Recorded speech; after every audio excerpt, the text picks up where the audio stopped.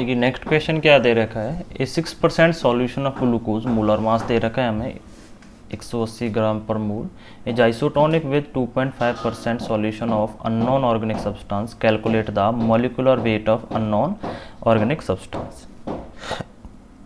देखिए सबसे पहले अगर हम बात करते हैं कि हमारा यहाँ पर आइसोटोनिक सॉल्यूशन दे रखा है, तो आइसोटोनिक सॉल्यूशन क्या होता है, जिसके पास ऑस्मोटिक प्रेशर सेम होता है, सेम ऑस्मोटिक प्रेशर होता है, ठीक है, same osmotic pressure. It means हम यहाँ पर बोल सकते हैं कि जो हमारा osmotic pressure of first solution है वो बराबर होगा osmotic pressure of solution second, जो भी हमें दे रखा है, ठीक है।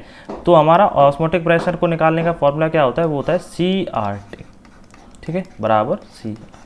यहाँ पर कंसंट्रेशन 1 हो जाएगी, यहाँ पर हमारी molar concentration of 2। R gas constant है, T टेम्परेचर है, वो आपका स्टैंडर्ड होता है, वो सेम रहेगा। तो molar concentration of first solution किसके बराबर आ जाएगा, आपका molar concentration of second solution, ठीक है। अगर मैं मोलर कंसंट्रेशन निकालता हूँ, ठीक है, जिसको हम बोलते हैं मोलर कंसंट्रेशन, इसका फॉर्मूला क्या होता है, इसको हम कैसे निकाल सकते हैं, C बराबर होता है number of moles of solute to the volume of solution, ठीक है। नंबर ऑफ मोल्स को हम N से रिप्रेजेंट कर सकते हैं और वॉल्यूम को V से, ठीक है। वॉल्यूम हम यहाँ पर मान लेंगे, नहीं दे रखा है, उसको हम मान लेते हैं 100 ml की, हमारा 100 ml ऑफ सॉल्यूशन है। नंबर ऑफ मोल्स कैसे निकाल सकते हैं, नंबर ऑफ मोल्स निकाल सकते हैं मास per unit of molar mass, ठीक है। मास को हम W से रिप्रेजेंट करते हैं और मोलर मास को M से रिप्रेजेंट करते हैं, ठीक है।